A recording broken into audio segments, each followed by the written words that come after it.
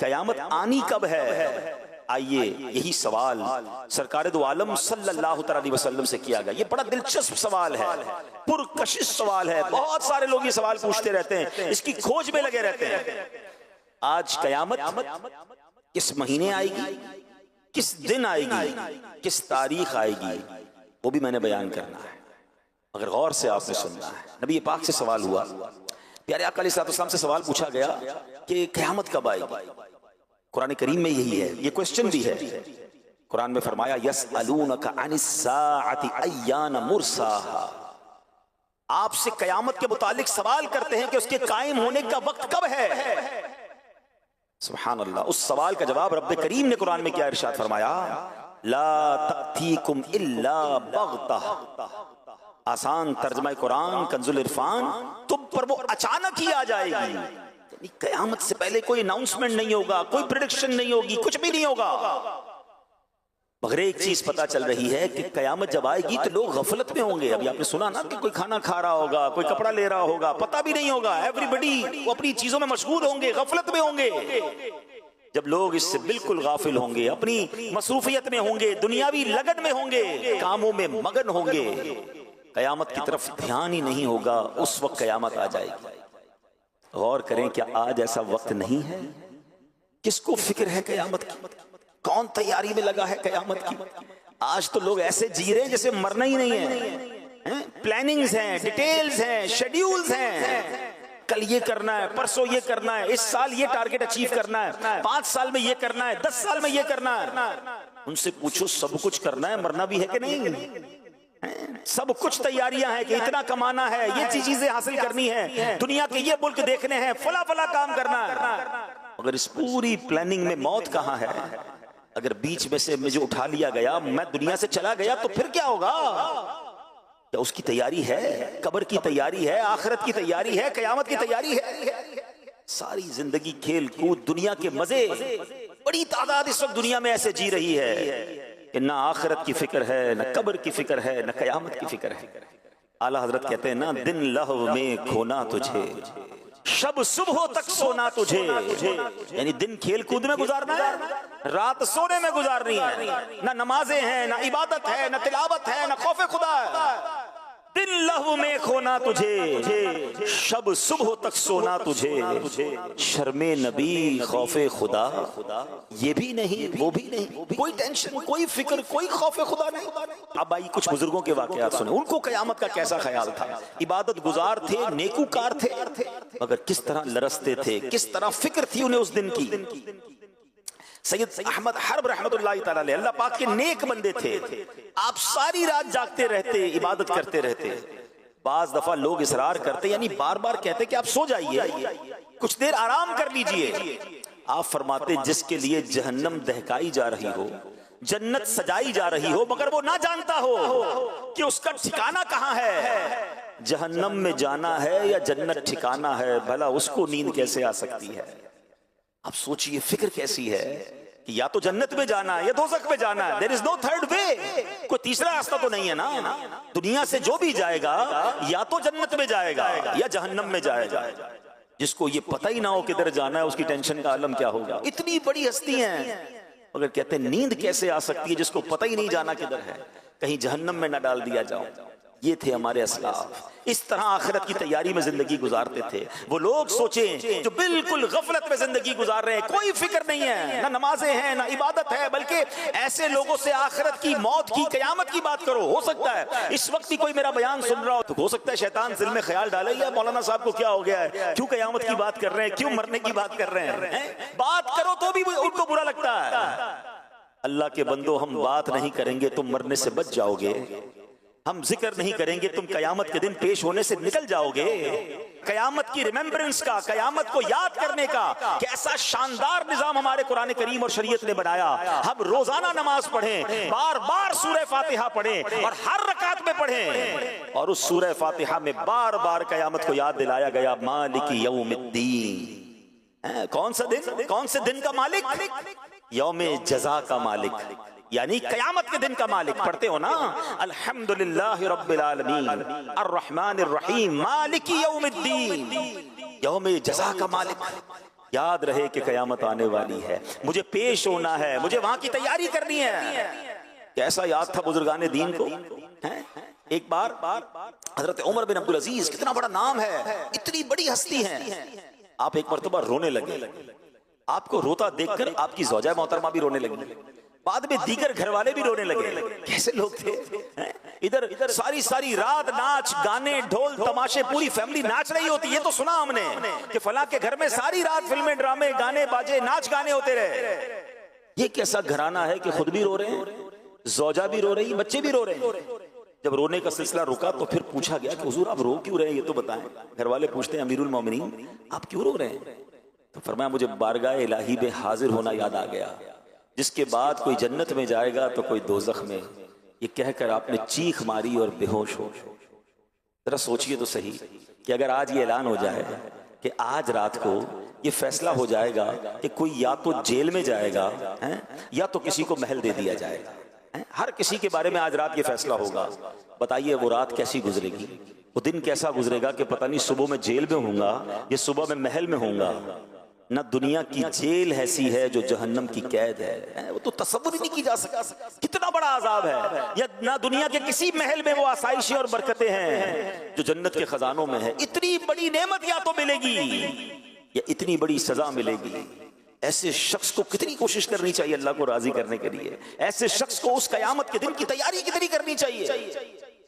अगर बहुत बड़ी तादाद है जिनको फिक्र ही नहीं है, लेकिन कयामत आनी है। और कयामत के इल्म को पता है क्यों छुपाया गया? मैंने कहा था बयान के शुरू में कि आज मैं आपको तारीख, दिन और महीना बताऊंगा, और ये सरकार दो आलम सल्लल्लाहु अलैहि वसल्लम ने बताया है।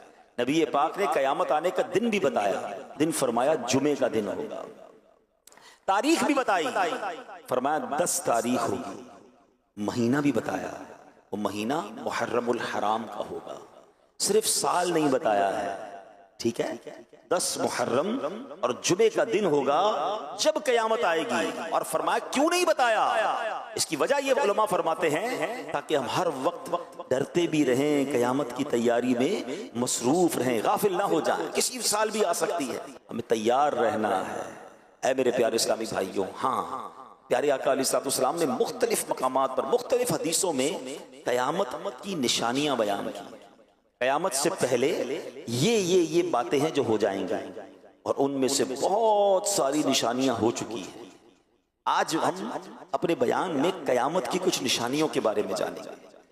उन हदीसों से हमें बहुत कुछ सीखना भी है, और अपनी प्रिपरेशन को, अपनी तैयारी को, कयामत के दिन की अल्लाह की बारगाह में पेश होने के मामले को और हमने तैयार करना है। ठीक है, हम शायद कयामत तक जिंदा ना रहे, हमें नहीं पता कि हमारी जिंदगी में हम कयामत देखेंगे, क्योंकि अभी बहुत बड़ी बड़ी निशानियां बाकी हैं। मगर कब्रों में जाने के बाद उठाया तो जाएगा ना यौमुल कयामत। उस दिन जब पेश किया जाएगा, उस दिन हमारे हाथ में क्या होगा? क्या सीधे हाथ में नामा अमाल मिलेगा या उल्टे हाथ में दिया जाएगा? क्या जन्नतियों की लाइन में खड़ा किया जाएगा या माअल्लाह दोज़खियों की लाइन में खड़ा किया जाएगा? क्या नबी पाक के हाथों जामे कौसर मिलेगा या प्यासे ही रह जाएंगे? क्या अल्लाह के अर्श का साया मिलेगा या धूप में खड़े रह जाएंगे? या उन खुशनसीबों में होंगे जिन्हें नबी पाक अपने साथ जन्नत में ले जाएंगे? सोचिए तो सही, कैसा मंजर होगा। उस दिन की तैयारी करनी है। और कई मकामात पर कुरान मजीद, फुरकान हमीद में, हदीसों में हमें बताया गया है कि उस दिन की तैयारी में लग जाओ। उस दिन जलील और रुस्वा नहीं होना है। आला हजरत इमाम अहले सुन्नत ने बड़ी प्यारी प्यारी दुआएं अपने अशार में लिखी, और कई बहुत सारे मकामात पर हमें झंझोड़ा भी है, हमें समझाया भी है कि उस दिन की तैयारी कर लो, कहीं उस दिन पशेमान ना हो जाएं, उस दिन मारे ना जाएं। अल्लाह की बारगाह में दुआ करते हैं, या अल्लाह हमें कयामत की रुसवाई से बचाइयो, कयामत की परेशानी से बचाइयो। मेरे मौला कयामत की प्यास से बचाना, कयामत की घबराहट से बचाना। ऐ अल्लाह, जिन खुशनसीबों को तेरे अर्श का और नबी पाक के परचम का साया नसीब हो जाए, उन खुशनसीबों में हमें भी शामिल फरमा ले। या इलाही गर्मी महशर से जब भड़के बदन, दामने महबूब की ठंडी हवा का साथ हो। या इलाही जब पड़े महशर में शोरे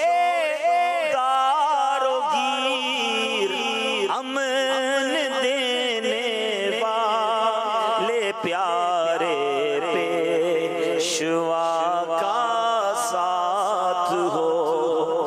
जब नामा अमाल खुलेंगे हमारी बेशर्मियां, बेहयाइयां, छुप कर किए हुए गुनाह वो सब खुल जाएंगे। अल्लाह से दुआ करते हैं अल्लाह उस दिन भी हमारे ऐब छुपाई रखना। या इलाही रंग लाए जब जब मेरी बेबाकियां, उनकी नीची नीची नजरों की हया का साथ हो। या इलाही जब हिसाबे खंदाए बेजार लाए, चश्मे गिरियाने शफीए मुर्तजा का साथ हो। आमीन आमीन या रब्बल आलमीन। उस दिन की तैयारी करनी है। उस दिन का टारगेट ये होना चाहिए कि मुझे जन्नतियों की लाइन में खड़ा होना है। ऐसी जिंदगी गुजार कर जाऊं कि नामा अमाल सीधे हाथ में दिया जाए। उस दिन चेहरा सिया न पड़ जाए। उस दिन नामा अमाल खुले तो शर्मिंदगी का सामना ना हो जाए। भाई मेरे प्यारे इस्लामी भाइयों, आइए अब नबी पाक की कुछ हदीसें सुनते जिसमें सरकार दो आलम सल्लल्लाहु अलैहि वसल्लम ने कयामत से पहले क्या क्या होना है बयान फरमाया। सहाबी रसूल हजरत अबू मूसा अशअरी रदियल्लाहु तआला अन्हु से रिवायत है, रसूल अकरम नूरे मुजस्सम सल्लल्लाहु अलैहि वसल्लम ने फरमाया कयामत से पहले फितने यूं उठेंगे जैसे रात में तारीकी छा जाती है। उस वक्त आदमी सुबह को मोमिन मगर शाम को काफिर होगा, शाम को मोमिन और सुबह को काफिर होगा। इस दौर में बैठा शख्स खड़े हुए से, खड़ा हुआ चलने वाले से, और चलने वाला दौड़ने वाले से बेहतर होगा। यानी प्यारे इस्लामी भाइयों बताया कि एक निशानी यह है कि फितनों की कसरत होगी, इतनी कसरत होगी। अल्लाह अकबर। अब ये निशानी कैसे नजर आ रही है? पूरी आबो ताब से ये निशानी पूरी होते हुए नजर आ रही है। कितने फितने हैं, अल्लाह अकबर। कहीं ला दीनियत का फितना है, कहीं जनाब इस्लाम के खिलाफ साजिशें हो रही हैं, कहीं मुसलमानों को गैर मुस्लिम बनाने की प्लानिंग हो रही है, मुसलमान बच्चों के दीन और ईमान पर कहीं स्कूल कॉलेजेस में निसाब के जरिए हमले हो रहे हैं, दहरियत को फैलाया जा रहा है माअद अल्लाह। कहीं इस्लाम का नाम लेने वाले खत्म नबूवत के बारे में जनाब लोगों का जहन खराब करने की कोशिश कर रहे हैं। कहीं ऐसे हैं जो कलमा तो पढ़ते हैं मगर सहाबा के खिलाफ बातें करते नजर आ रहे हैं। कहीं ऐसे हैं जो कलमा पढ़ते हैं मगर अहले बैत अतहार के खिलाफ बात करते नजर आ रहे हैं। अल्लाह अकबर। इस्लामी लिबादा है, बात कुरान और हदीस की कर रहे हैं और ईमान पर डाका डालने की कोशिश हो रही है। गोया हर तरफ से फितनों का अंबार है और हम हैं कि गफलत में जी रहे हैं। टेंशन ही कोई नहीं है, सबकी सुननी है, सबके पास बैठना है, सबसे दोस्ती लगानी है। अरे जनाब कोई मसला नहीं, मसला है कयामत से पहले आका फरमाते हाल क्या होगा? कोई सुबह को मोमिन होगा, शाम को काफिर होगा, शाम को मोमिन होगा, सुबह को काफिर होगा। यानी हर तरफ से ईमान के डाकू डाके डाल रहे होंगे। सैयदी आला हजरत इमाम अहले सुन्नत ने 100 साल पहले बात फरमाई थी। कहा सूना जंगल, रात अंधेरी, छाई बदली काली है, सोने वालों जागते रहियो, चोरों की रखवाली है। आंख से काजल साफ चुरा लें या वो चोर बला के हैं। तेरी गठड़ी ताकी है और तूने नींद निकाली है। क्या फरमाया? आंख से काजल चुरा लेंगे। कितना जबरदस्त मुहावरा इस्तेमाल किया। आंख के अंदर लगा हुआ काजल और सुरमा कौन चुरा सकता है? फरमाया ऐसे बला के चोर होंगे तुम्हें पता ही नहीं चलेगा और तुम्हारा माल ले जाएंगे, तुम्हारा ईमान ले जाएंगे, तुम्हारा अकीदा ले जाएंगे। क्योंकि इल्म दीन तो है नहीं, उलमाए किराम की सोहबत है नहीं, दीन पर पुख्तगी का जहन है नहीं, ईमान जनाब कितनी बड़ी चीज है उसकी हिफाजत की फिक्र ही नहीं है। ये सब कुछ हो रहा है और नबी पाक ने 1450 साल पहले का वो बेश बता दिया था कि ऐसे फितने होंगे। मगर क्या हम इस वक्त कॉन्शियस हैं? हम इसमें फिक्रमंद हैं कि मेरा ईमान बच जाए, मेरा अकीदा बच जाए? अच्छा जनाब मेरा बच गया, मेरे बच्चों का बच जाए। इतनी बड़ी तादाद में लोग यहाँ बैठे हैं, इनमें से बहुत सारे बड़ी उम्र के हैं, माशाल्लाह बचपन से दीनी माहौल में या जवानी में दीनी माहौल में आ गए, मगर आज का नौजवान कहाँ है? हमारी अपनी औलाद कहाँ है जो स्कूल कॉलेज और दोस्तों में सारा सारा दिन और रात घूम रहे हैं? उनके ईमान और अकीदे की कौन फिक्र करेगा? उन्हें कौन दीन की बात बताएगा? क्योंकि सोशल मीडिया का जमाना है, हर बंदे के हाथ में सोशल मीडिया है और सबकी सुनने का जहन बन गया है। याद रखिएगा कि ये ईमान छीनने की साजिशें हो रही हैं। हमें ईमान की हिफाजत करनी है, फितनों से अपने आप को बचाना है। अल्लाह अकबर। बुखारी शरीफ की हदीस सुनिए, इस हदीस से और समझ आएगा कि जब हर तरफ से फितने हो हमें क्या करना चाहिए। हमें साइड पर हो जाना चाहिए, फितनों की तरफ जाना नहीं है। नबी पाक फरमाते हैं, अल्लाह के आखिरी नबी रसूल हाशमी सल्लल्लाहु तआला अलैहि वसल्लम ने फरमाया, अन करीब एक जमाना आएगा कि उस वक्त मुसलमान का बेहतरीन माल बकरी होगा। क्या होगा?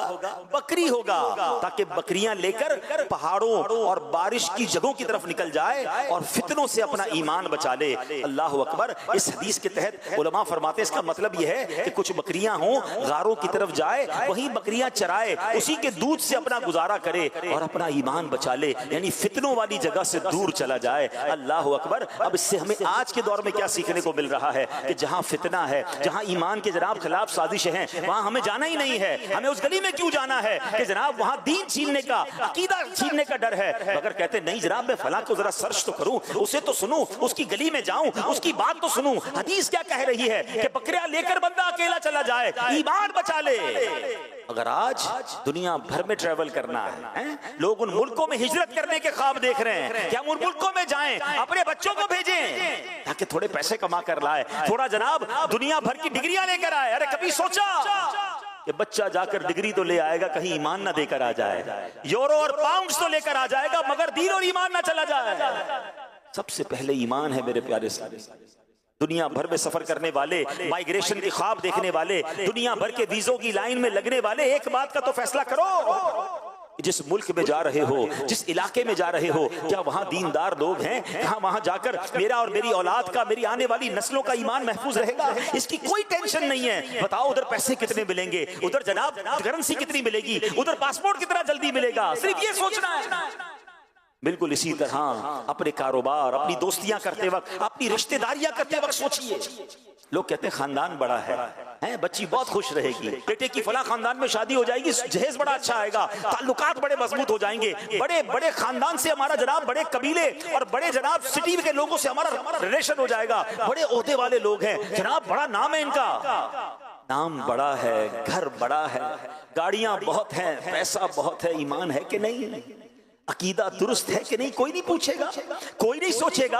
अपनी बेटी जिसके हाथ में दे रहे हो, जिस खानदान वालों के साथ रिश्ता कर रहे हो, कभी सोचा कि उनका अकीदा, सहाबा, अहले बैत, खुद नबी पाक और अल्लाह के बारे में क्या है? अरे कमाते बहुत हैं, कौन चेक करेगा कि हलाल कमाते हैं या हराम कमाते हैं?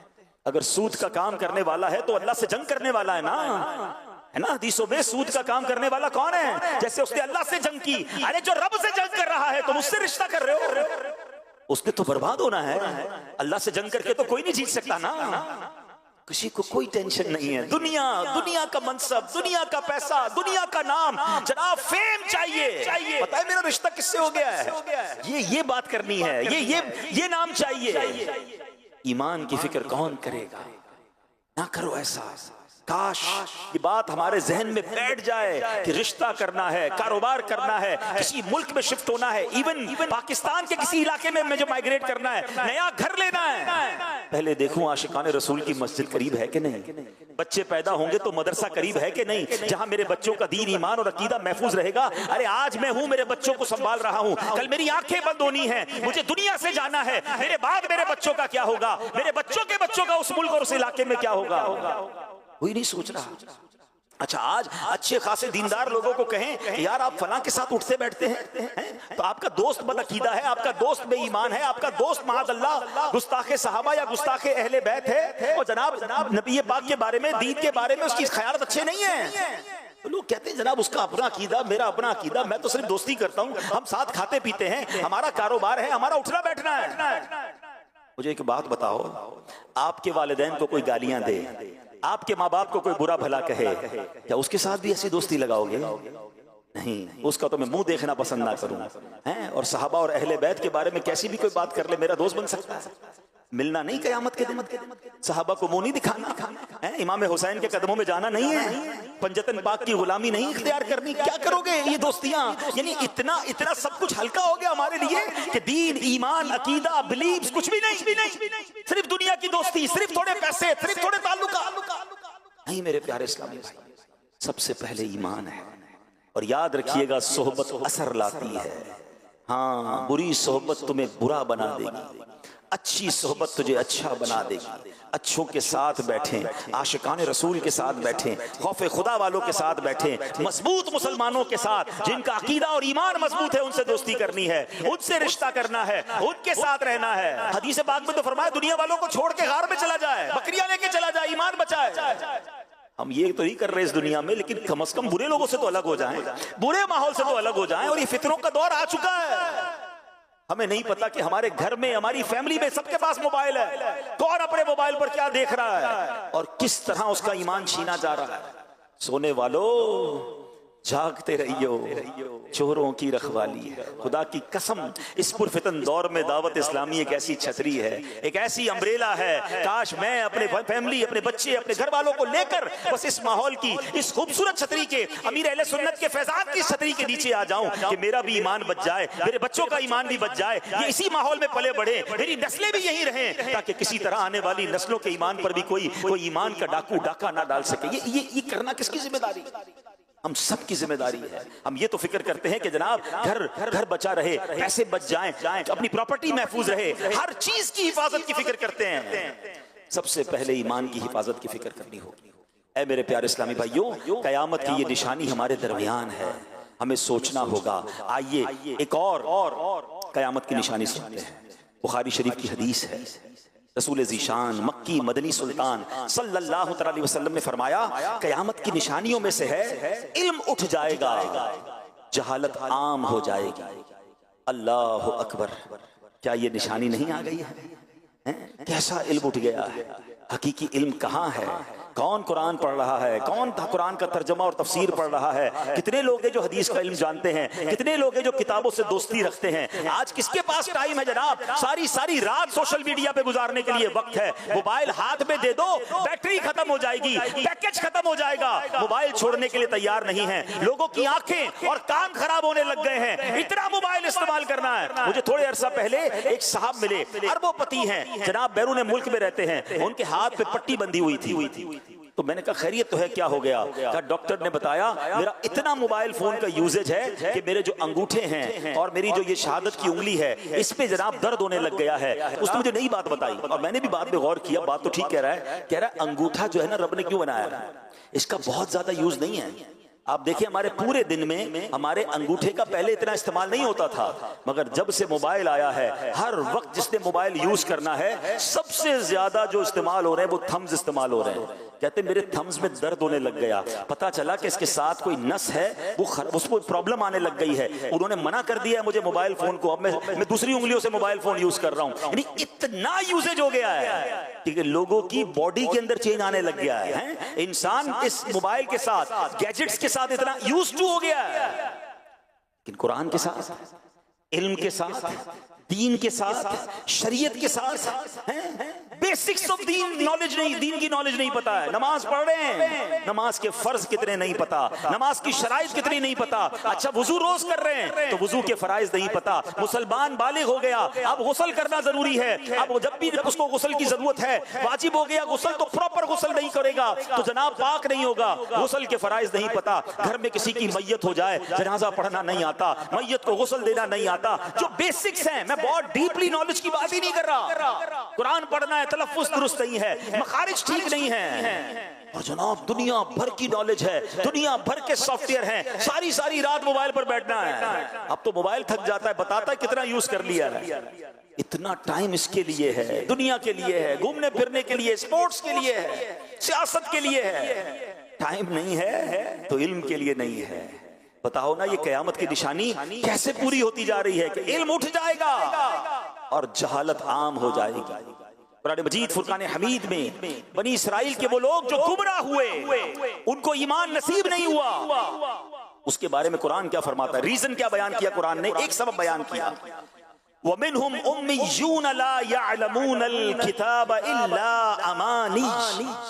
आसान तर्जुमा कुरान कंजुल इरफान। और उनमें कुछ अनपढ़ हैं जो किताब को नहीं जानते मगर जबानी पढ़ लेना या कुछ अपनी मन घड़त, यानी पता चला किताब से जाहिल होना, मसलन कुरान करीम न सीखना, हदीस न सीखना, आशिकाने रसूल उलमाए किराम की किताबों की बजाय बस सुनी सुनाई बातों पर चलते रहना, इसी को इल्म व तहकीक का मयार बना लेना, यह भी एक तरह की जहालत है जो गुमराही का सबब बन जाती है। अल्लाह अकबर। आज ये बात आम है, दीन सारे का सारा अरबी जबान में है मगर हालत यह है अरबी की एक अलिफ भी नहीं आती। कुरान करीम जो अरबी जबान में है, हदीसें जो अरबी जबान में है, पढ़नी नहीं आती। लोग बस जनाब सोशल मीडिया पर लगे हुए हैं। अब तो जनाब ये आलम है कि किसी को किताब पढ़कर रेफरेंस के साथ हदीस बताओ कि जनाब इस रेफरेंस के साथ ये हदीस है, कहता है मैं गूगल पर जाकर सर्च करूंगा, मैं पहले जाकर वहां जाकर सर्च करूंगा। अरे जनाब बताओ ये सॉफ्टवेयर बनाने वाले कौन हैं? क्या ये मुसलमान हैं? बहुत सारे ऐसे सॉफ्टवेयर हैं जहां इस्लाम की मालूमात लो तो गलत लोगों की किताबें, बेदीन लोगों की किताबें,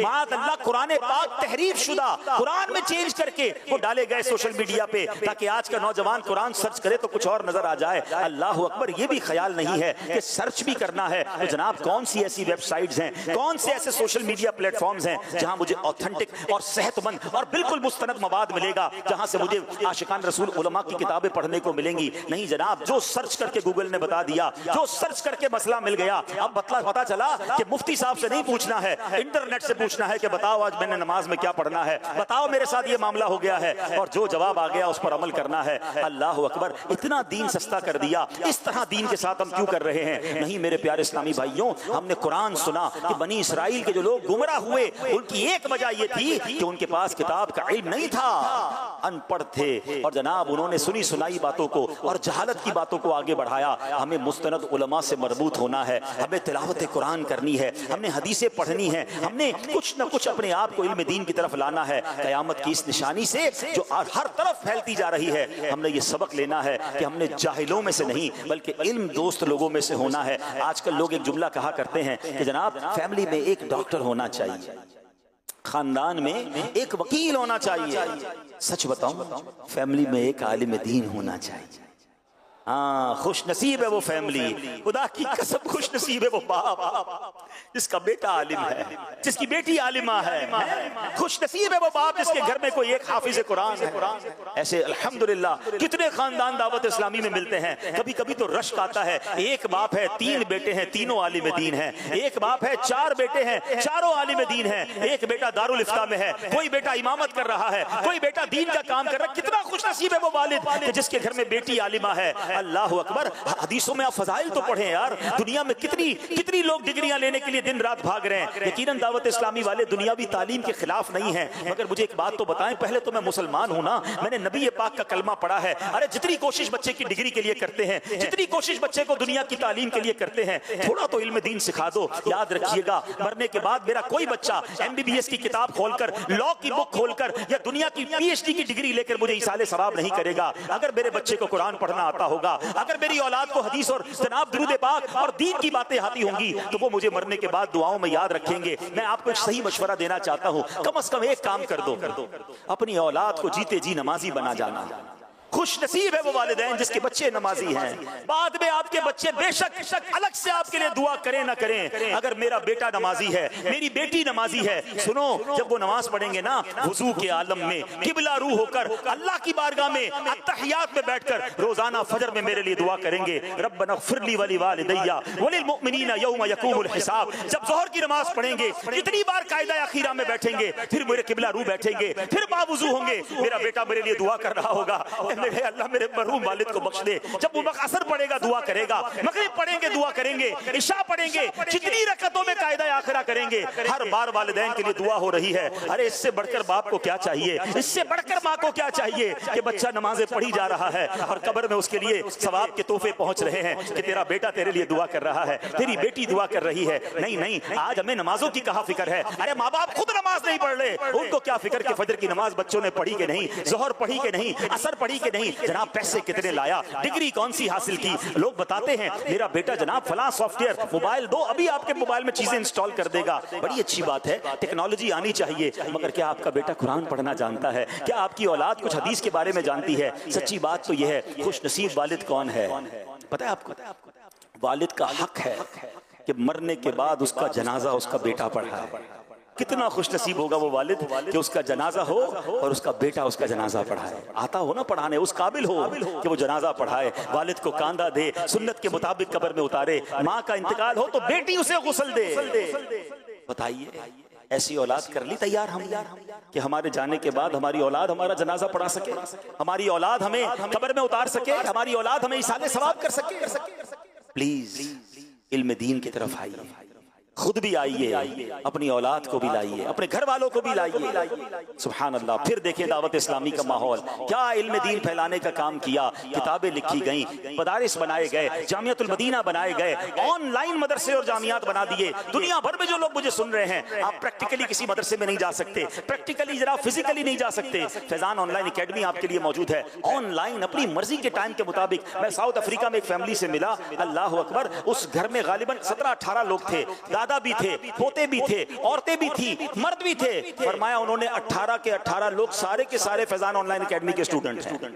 हम सब क्लास पढ़ते हैं, कोई ना कोई कोर्स हमारे घर में हर कोई कर रहा है। सुभान अल्लाह। ये भी तो पॉसिबल है ना, मोबाइल सबको दिला दिया, मोबाइल सबके पास है। ये तो शायद हजारों लोग कहेंगे कि जब मैं घर में जाता हूं घर के सारे अफराद मोबाइल यूज करते हैं, घर के सारे अफराद इंटरनेट यूज करते हैं। कितना मजा आए कोई वालिद कहे कि मेरे घर के सारे अफराद ऑनलाइन कुरान पढ़ते हैं, मेरे घर के सारे अफराद आलिम दीन बन रहे हैं और वो ऑनलाइन कोर्सेज कर रहे हैं। आपकी दावत इस्लामी ने कयामत की इस निशानी में कि जब जहालत फैल रही है, इल्म उठाया जा रहा है, अल्लाह सलामत रखे अमीर अहले सुन्नत को, इल्म फैलाने का क्या शानदार इंतजाम किया। खुद ये मदनी चैनल देखिए, हम टीवी खोलते थे जनाब, कभी नाच है, कभी गाने हैं, कभी फिल्में हैं, कहीं ड्रामे हैं, कहीं बेहयाई है। अल्लाह अकबर। मीडिया की तारीख में एक ऐसा चैनल आया कि जनाब जब भी मदनी चैनल खोलें, जब मदनी चैनल खोलें, कुछ देर के लिए ही मदनी चैनल देख लें, कुछ ना कुछ इल्म दीन सीखने को मिल रहा है, कोई नेकी की बात सीखने को मिल रही है, इश्क रसूल की बात हो रही है, कभी हमद बारी ताला है, कभी तिलावत कुरान है, कभी नात ख़्वानी है। अल्लाह अकबर। ऐसा चैनल मिल गया कि जिसको देखते जाएं तो इश्क रसूल में इजाफा होने लग जाता है।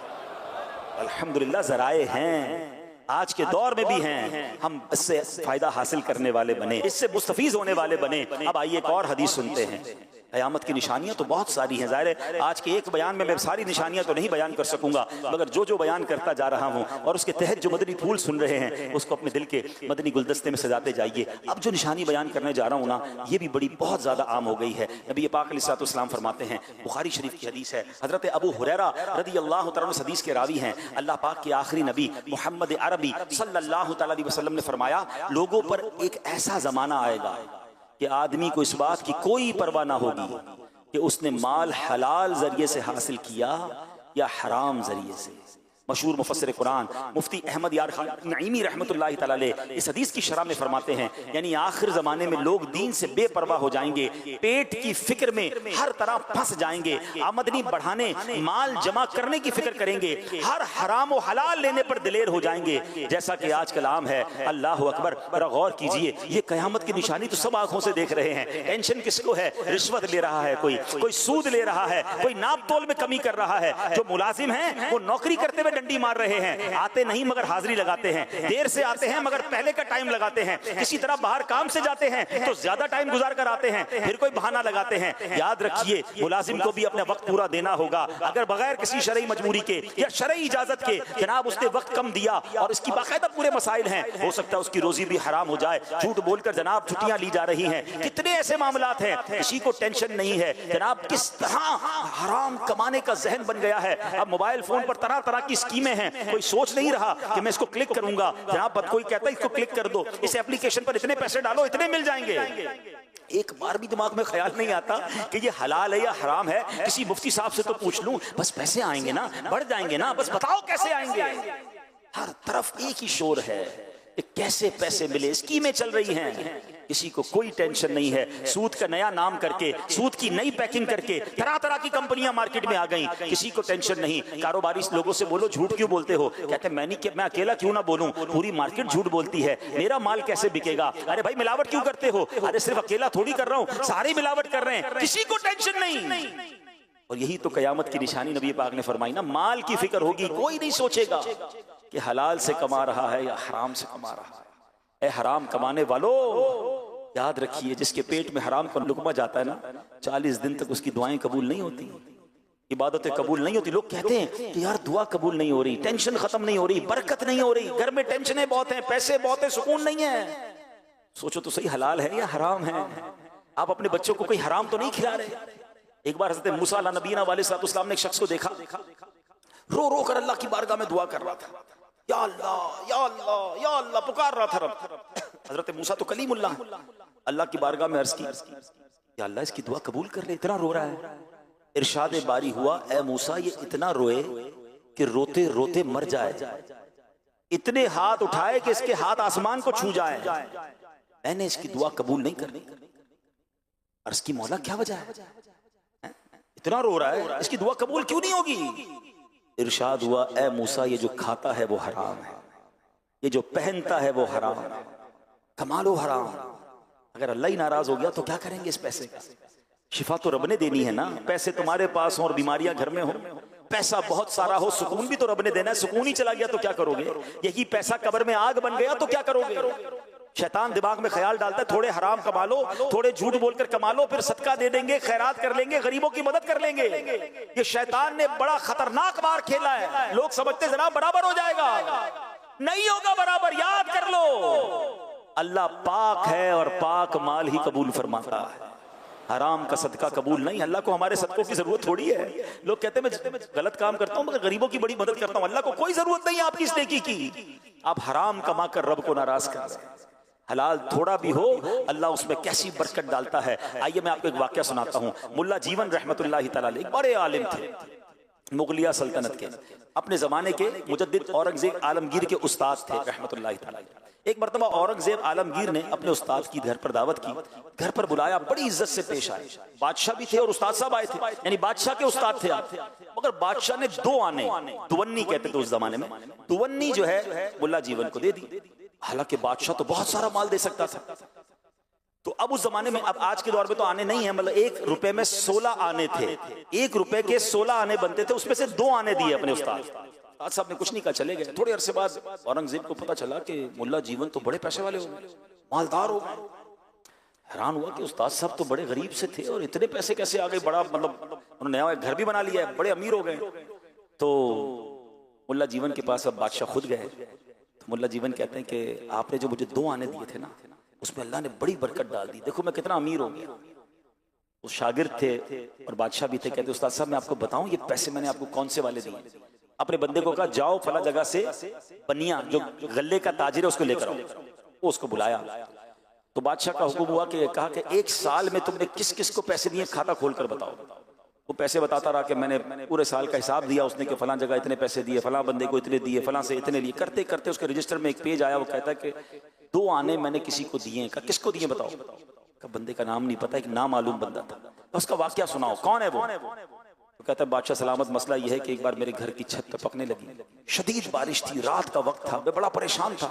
तो अचानक एक बंदा मेरे घर के करीब से गुजरा, मुझे लगा मजदूर है। मैंने कहा भाई मेरे छत की मरम्मत करोगे, बारिश बरस रही है, अंधेरी रात है। कुछ बंदा छत पे चढ़ गया, मेरी पूरी छत की उसने मरम्मत कर दी। पैसे मेरे पास थे नहीं, पैसे दुकान पर तो थे, उस वक्त नहीं थे। मैंने कहा भाई 2 आने अभी ले जाओ, बाकी जब सुबह आना मजदूरी अपनी ले जाना, काम तुमने बड़ा कमाल का किया। वो मजदूर ने कहा कि बस मुझे कुछ और नहीं चाहिए, यही काफी है। वो 2 आने लेकर चला गया।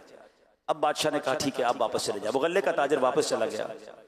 अब औरंगजेब आलमगीर अपने उस्ताद से कहते हैं कि हुजूर पैसे तो बड़े थे मेरे पास, आप मेरे घर आए थे, मैं बहुत सारे पैसे आपको दे सकता था, मगर इस 2 आने की जो मजदूरी की थी ना वो मैंने ही की थी। मैं एक दिन रात को गुजरा था, मैंने देखा बंदा परेशान है, घर की छत टपक रही है, मैं छत पर चढ़ गया, इसकी छत बना दी। और जब उसने मुझे ऑफर की तो मैंने 2 आने ले लिए। उस्ताद साहब मुझे याद थे ये 2 आने सच्चे हलाल के हैं। मैंने कहा आप इतनी बड़ी हस्ती हैं, मैं अपने बादशाह वाले खजाने से आपको पैसे नहीं देना चाहता था, मैंने वो हलाल तैयब 2 आने आपको दे दिए। उस्ताद साहब ये जो 2 आने में आपको अल्लाह ने बरकत दी है ना, ये इतनी सारी इमारत, इतने सारे आपको जो पैसे मिल गए, ये हलाल रोजी के कमाए हुए थे। ऐ मेरे प्यारे इस्लामी भाइयों, पता ये चला थोड़े पैसे हों, हलाल से कमाने वाले हों, अल्लाह पाक उसमें भी बरकत डाल देता है। आप हलाल की तरफ तवज्जो दें। ये ना सोचे मार्केट क्या कर रही है, ये ना सोचे बाकी लोग क्या कर रहे हैं। लोग कहते हैं मैं हलाल कमाऊंगा तो आगे बढ़ ही नहीं सकूंगा। नहीं नहीं, बरकत हलाल ही में है। आप अपनी नीयत कर ले कि मैंने हराम रोजी की तरफ नहीं जाना, क्योंकि कयामत की निशानियों में से ये बताया गया कि बंदा इस बात की फिक्र खत्म कर देगा कि हलाल से आ रहे या हराम से आ रहे। पहले फिक्र पैदा करे। जरा सोचे ना, कुत्ता है ना, कुत्ता भी कभी कहीं जाता है ना, उसके अगर हड्डी पड़ी हो या गोश्त पड़ा हो या कोई भी खाने की चीज हो, कुत्ता भी खाने से पहले सूंघता है फिर खाता है। खराब हो तो कुत्ता भी नहीं खाता। यार हम तो मुसलमान हैं, इंसान हैं, हम कमाने से पहले पूछेंगे नहीं, सोचेंगे नहीं कि हलाल है या हराम, जिधर से भी आ जाए ले लेंगे। नहीं मेरे प्यारे इस्लामी भाई, एक और आखिरी जो है वो निशानी सुन लीजिए। नबी पाक अलैहिस्सलाम फरमाते हैं एक मर्तबा जिब्रील अमीन अलैहिस्सलाम इंसानी शक्ल में बारगाह रिसालत में हाजिर हुए। आपने प्यारे आका अलैहिस्सलाम से चंद सवाल पूछे। नबी पाक अलैहिस्सलाम ने जवाब इरशाद फरमाया। उनमें से एक सवाल पूछा कि या रसूल अल्लाह, कयामत की चंद निशानियां बयान कीजिए। प्यारे आका अलैहिस्सलाम ने एक निशानी बताते हुए फरमाया, अनतलिदल अमतु रब्बतहा, यानी कयामत की निशानियों में से एक निशानी यह है कि औरत अपने आका को जन्म देगी। औरत अपने आका को जन्म देगी। उलमाए किराम ने इसका मतलब ये बताया। अब देखिए ये उलमाए किराम कितनी कमाल की हस्तियां हैं। हम जैसा नॉर्मल आदमी हदीस पढ़े तो समझ ही नहीं आती कि औरत आका को कैसे जन्म दे। लोग कहते खुद ही कुरान पढ़ लो, खुद ही हदीस पढ़ लो, क्या जरूरत है उलमा की। अरे उलमा नहीं होंगे तो समझाएगा कौन हमें, इसको इंटरप्रेटेट कौन करेगा, इसकी शरह कौन बयान करेगा। इस एक हदीस का माना देखिए किस शानदार अंदाज में शारिहीन ने लिखा। उलमा कहते हैं कुर्बे कयामत जब होगी तो माँ बाप की कदर बिल्कुल नहीं होगी। औलाद अपने वालिदैन पर ऐसे हुक्म चलाएगी कि वालिद गुलाम होगा, मां गुलाम होगी, जैसे औलाद आका है। इसका मतलब यह है कि बच्चे माँ बाप के आका बन जाएंगे और माँ बाप को गुलाम बनाएंगे। सच बताओ क्या आज ये हाल नहीं हो गया? माँ बाप से किस तरह औलाद बात कर रही है। आज बड़े होके बूढ़े माँ बाप को बेटा कहता है अब्बू आपको नहीं पता, बेटी कहती है अम्मी आपको क्या मालूम, खामोश बैठे हैं, आपको जमाने के बारे में नहीं पता। बेटा कहता है मेरे पैसे हैं, मैंने कमाए हैं, अब्बू आपने क्या किया मेरे लिए। आज उसूल यकीन मानिए उलमा ने किताबों में लिखा, हदीसों की शरह के तहत लिखा कि माँ बाप का अदब यह है कि बेटा बाप के आगे ऐसे रहे जैसे गुलाम आका के आगे रहता है। बेटा हर वक्त इस फिक्र में रहे और तैयार रहे कि आका का हुक्म होगा तो गुलाम की तरह अपने वालिद की खिदमत करूं। हक तो यह है बेटे के ऊपर वालिद का, मगर बदकिस्मती यह है कि आज बूढ़ा बाप बेटे का गुलाम बना हुआ है। ऐसा हाल नहीं किया औलाद ने है? आज बाप को कहते मेरे पास टाइम नहीं है, आज बाप बेटे से कहता है बेटा थोड़े पैसे दे दो, बेटा कहता है टाइम नहीं है, बेटा मेरा फला काम कर दो, अब्बू मेरे पास टाइम नहीं है, अपनी फिक्र खुद करो, मैं नहीं करता तुम्हारे लिए। अल्लाह अकबर, इस औलाद को मरना नहीं है, अल्लाह को जवाब नहीं देना, इस तरह अपने वालिदैन के साथ हाल किया गया है। सुनिए कुरान मजीद फुरकान हमीद में किस वाज़े अंदाज में वालिदैन के हुकूक बयान हुए। अल्लाह कुरान में फरमाता है अनिश्कुर ली वली वालिदै का, कि मेरा और अपने वालिदैन का शुक्र अदा करो। अल्लाह ने अपना शुक्र अदा करने के साथ साथ वालिदैन का शुक्र अदा करने का फरमाया। एक मकाम पर इरशाद फरमाया वक़दा रब्बुका अल्ला तअबुदू इल्ला इय्याहु व बिल वालिदैनि इहसाना, और तुम्हारे रब ने हुक्म फरमाया कि उसके सिवा किसी की इबादत ना करो और माँ बाप के साथ अच्छा सलूक करो। जरा गौर कीजिए मकाम कितना बुलंद है माँ बाप का। अल्लाह पाक ने हुक्म दिया ऐ बंदो मेरा शुक्र अदा करो, मेरी इबादत करो। साथ ही इसी हुक्म के साथ एक और हुक्म जोड़ दिया, फरमाया मेरे शुक्र के साथ वालिदैन का शुक्र भी अदा करो, मेरी इबादत के साथ साथ वालिदैन के साथ नेक सलूक करो। इससे मालूम हुआ जिस तरह अल्लाह पाक की इबादत से मुंह फेरना बड़ी महरूमी है, यूं ही वालिदैन की बेअदबी करना भी बहुत बड़ा गुनाह है। आला हजरत इमाम अहले सुन्नत तहरीर फरमाते हैं बाप की नाफरमानी अल्लाह जब्बार व कहार की नाफरमानी है, और बाप की नाराजी अल्लाह जब्बार व कहार की नाराजी है। आदमी माँ बाप को राजी करे तो वो उसके लिए जन्नत है, और नाराज करे तो वही उसके लिए दोजख है। जब तक बाप को राजी ना करेगा उनका कोई फर्ज, कोई नफल, कोई नेक अमल असलन यानी बिल्कुल मकबूल नहीं। अजाब आखिरत के अलावा दुनिया ही में जीते जी सख्त बला यानी शदीद आफत नाजिल होगी। मरते वक्त माज़ अल्लाह कलमा नसीब ना होने का खौफ है। ऐ मेरे प्यारे इस्लामी भाई, गौर कीजिए आज क्या हाल है। आज माँ बाप के साथ जो बुरा सलूक कर रहे, खुदा के वास्ते ऐसा ना करें, मारे जाएंगे, बर्बाद हो जाएंगे। एक जुमला याद कर लो, जिससे उसके माँ बाप राजी है ना, उसको तरक्की से, कामयाबी से कोई रोक नहीं सकता। जिसके उसके माँ बाप नाराज है ना, उसको बर्बादी से कोई नहीं रोक सकता। खुदारा अपने माँ बाप की कदर कीजिए। पूछो उनसे जिनके माँ बाप चले गए। हाँ, आज माँ बाप से बात करनी हो तो कब्रिस्तान जाना पड़ता है। आप खुशनसीब हो, आपके साथ वालिदैन हैं। अरे माँ बाप हाथ उठाएं, तूफान टल जाते हैं, बलाएं टल जाती हैं, बड़े बड़े पहाड़ रास्ते से हट जाते हैं। कितनी मुश्किलें आपके साथ, कितनी परेशानियां। क्यों नहीं बैठते माँ बाप के कदमों में? क्यों नहीं कहते उनको हाथ उठाओ? पूछो उनसे जिनके माँ बाप चले गए। मुश्किल सर पे आती है, बंदे को याद आता है, माँ होती तो दुआ करवाता, वालिद होता तो मैं उससे दुआ करवाता। अरे आज तुम्हारे पास तुम्हारे माँ बाप हैं, बैठो उनके कदमों में, करवाओ दुआएं। तुम्हारे मुश्किलें कैसे आसान होंगी। हजरत मूसा अला नबीना अलैहिस्सलाम एक बार चलते चलते आपको कुछ थकावट महसूस हुई, आप चाह रहे थे कि सफर आसान हो जाए। अल्लाह पाक ने वही भेजी, ऐ मूसा करीब एक पहाड़ है, वहां तशरीफ ले जाइए, उस गार में एक शख्स होगा, वो आपके लिए सवारी का इंतजाम कर देगा। हजरत मूसा अल्लाह के नबी हैं, कलीमुल्लाह हैं। अल्लाह चाहता तो हवा के जरिए आपको सफर करवा देता, खुद सवारी का इंतजाम फरमा देता। आपको एक बंदे के पास क्यों भेजा? आप गार में जाते हैं, उस शख्स के पास जाकर जैसे ही गए तो उस शख्स ने अभी आपको पहचानता भी नहीं था। आपने फरमाया मुझे सवारी चाहिए। उस शख्स ने फौरन बादल को हुक्म दिया, ऐ बादल नीचे आओ। बादल नीचे आया। उस बादल को शख्स ने हुक्म दिया कि इनको उनकी मंजिल तक पहुंचा दो। सुभान अल्लाह, हजरत मूसा उस बादल पर सवार हुए और हजरत मूसा हैरान हुए और जनाब वो सफर कंप्लीट हो गया। आपने अल्लाह की बारगाह में अर्ज की, मौला ये बंदा कौन है जिसकी दुआ से बादल नीचे आया, बादल ने मुझे मंजिल तक पहुंचा दिया। सुनिए, अल्लाह की बारगाह से इरशाद हुआ, ऐ मूसा ये अपनी माँ का फरमाबरदार है, इसने अपनी माँ की बड़ी खिदमत की है। जब आखिरी वक्त आया ना तो इसकी माँ ने इसको दुआ दी थी, बेटा मैं तुमसे राजी हूँ, अल्लाह पाक भी तुमसे राजी हो। अल्लाह फरमाता है मूसा मैं इससे राजी हो गया हूँ। अल्लाह ने फरमाया मूसा मैं इससे राजी हूँ। अब अगर ये बंदा दुआ करे कि या अल्लाह सुर्ख पहाड़ को सिया कर दे या सिया को सुर्ख बना दे, ऐ मूसा मैं अब इसकी ये दुआ भी कबूल कर लूंगा। माँ राजी थी ना, रब भी राजी हो गया, और जब रब राजी हो गया फिर तुम्हारे काम सीधे हो जाने। जिसको देखो कोई बीमार है, कोई कर्जे में है, कोई टेंशन में है, कोई प्रॉब्लम में है, हर तरफ दौड़े हो दुआएं करवाने। अरे माँ घर में बैठी है, उसकी दुआ ले लो ना।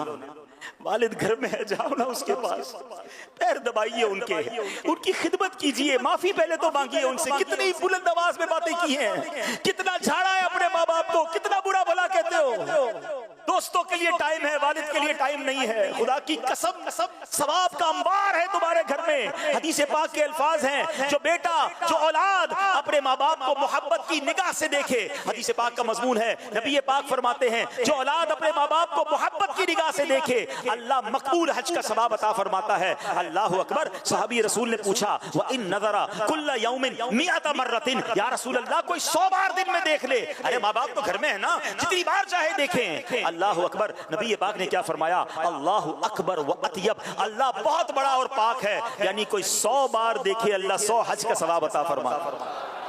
तुम्हारे घर में इतना बड़ा सवाब मौजूद है, अब मुझे बताओ देखने पर हज का सवाब है, पैर दबाने पर कितना सवाब होगा, व्हील चेयर चलाने पर कितना सवाब होगा, उनके लिए दवाई लाने पर कितना सवाब होगा, माँ और अब्बू के लिए उनके मनपसंद कभी बाहर से खाना लाने का कितना सवाब होगा, रात को उनकी पुकार पर खड़े होकर लब्बैक कहने का कितना सवाब होगा। जरा सोचो तो सही, वो बेटियां जो माँ की खिदमत नहीं कर रही, अरे यही बूढ़े माँ बाप हैं जिन्होंने हमारी गंदगियां साफ की हैं, यही वो बूढ़े माँ बाप हैं जिन्होंने उंगली पकड़कर हमें चलाया है। आज इनको चलने की जरूरत है, तुम दूर जा रहे हो, आज उनको तुम्हारी जरूरत है, तुम्हारे पास टाइम नहीं है। वो कहते हैं ना कि 2 माँ बाप मिलकर 11-11, 10-10 बच्चे संभाल लेते हैं, 11 बच्चों से मिलकर 2 माँ बाप नहीं संभाले जा। खुदा के वास्ते ये मत करो, ये तुम्हारे लिए बहुत बड़ी नेकी है। ये फिर कहता हूँ बड़े खुशनसीब हो तुम्हारे जिसके पास माँ बाप है। You are so lucky. पूछो उनसे जिनकी माँ चली गई, जिनके वालिद चले गए, दिल चाहता है बात करने को। सही बताओ, मेरी बातें बाद में आपको याद आएंगी। माँ बाप सबसे ज्यादा पता है कब याद आते हैं कि जब कोई अल्लाह पाक बहुत बड़ी खुशी दे देना, कोई बड़ी नेमत दे दे, कोई घर मिल जाए, कोई चीज अचीव हो जाए, फिर याद आती है कि माँ होती ना तो देखती कितना खुश होती। आज अल्लाह ने ये इज्जत दी है, आज अल्लाह ने ये नेमत दी है, मगर वालिद नहीं है, होता देखता तो कितने खुश होते। दौलत का है अंबार मगर तेरी कमी है, फिर बड़े याद आते। दूसरे पता किस मौके पर याद आते? जब कोई मुश्किल आ जाए, कोई परेशानी आ जाए, कोई तूफान आ जाए, कोई सर पर बला पड़ जाए, फिर बहुत याद आते हैं माँ बाप। काश माँ होती तो मैं माँ के पास जाता, कहता माँ फंस गया हूँ, माँ फला मुश्किल में हूँ, हाथ उठा दे, और माँ हाथ उठाकर दुआ करती, सीने लगाती, तूफान टल जाता। वालिद सिर्फ ये कह देता था ना कि बेटा घबरा नहीं, मैं हूँ, यही बहुत था। खुदा की कसम ये बहुत है। वालिद साहिबान होता है, दरख्त होता है, दरख्त आपने देखा है, दरख्तों के जो ऊपर के पत्ते होते हैं ना सारे मैले भी होंगे और गर्म भी होंगे, मट्टी भी वो लेते हैं, धूप भी वो लेते हैं, और नीचे बैठने वाले को साया देते हैं। वालिद ने हमेशा धूप अपने ऊपर ली थी, टेंशन सारी अपने ऊपर ली थी, हम पर मट्टी नहीं आने दी, हम पर धूप नहीं आने दी, हम पर बलाएं नहीं आने दी, कि मेरा बेटा सुकून से रहे, मैं संभालूंगा। अगर आज उसी वालिद को तुम्हारी जरूरत है और कहते हो टाइम नहीं, उन्हें दुखी करते हो, ना करें ऐसा। काश की बातें समझ आ जाए। अल्लाह हमें वालिदैन की कदर करने वाला बना। जिनके वालिदैन चले गए ना, आज भी आप उन्हें खुश कर सकते हैं। हाँ, आज भी आप उनकी रूह को खुश कर सकते हैं, उनको कब्र में खुश कर सकते हैं। नेकियां कीजिए और उन्हें एहसास होगा कि मेरा बेटा भूला नहीं है, मेरी बेटी भूली नहीं है, मुझे हर रोज कुछ ना कुछ, हर 2 दिन बाद कुछ ना कुछ नेकी पहुंचा रहा है। मगर जो माँ बाप के दुनिया से जाने के बाद भी नमाज नहीं पढ़ रहे, जो माँ बाप के दुनिया से जाने के बाद भी हराम जिंदगी गुजार रहे, सोचो कितनी तकलीफ हो रही है। यानी जिंदगी में भी उन्हें सुख नहीं पहुंचाया तुमने, और मरने के बाद कब्र में भी वो तकलीफ में है। ना करें ऐसे। अल्लाह पाक मुझे और आपको जो बातें सुनी उसे याद रखने, अमल करने, दूसरों तक पहुंचाने की तौफीक अता फरमा। कयामत की तैयारी करने की तौफीक अता फरमा। उस दिन की रुसवाई से बचाए। एक दुआ करते रहा करो माँ बाप के लिए, अल्लाह मुझे और मेरे माँ बाप को, मेरे घर वालों को, बीवी बच्चों को, हमारे पूरे घराने को अल्लाह कयामत के दिन अपने अर्श का साया नसीब फरमाए। माँ बाप चले गए ना, अब ये दुआ किया करो, अल्लाह मेरे माँ बाप को मुझे जन्नत में मिलना नसीब फरमा। माँ बाप अभी भी अल्लाह उन्हें राहत में रखियो, और मुझे अपने माँ बाप के कदमों में, नबी पाक के कदमों में, सहाबा अहले बैत के साथ जन्नत में जगह। तो ये सारे काम हमने करने हैं ताकि कयामत के दिन की रुसवाई से बचे। अल्लाह पाक अमल करने की तौफीक दे। सल्लल्लाहु अलैहि वसल्लम।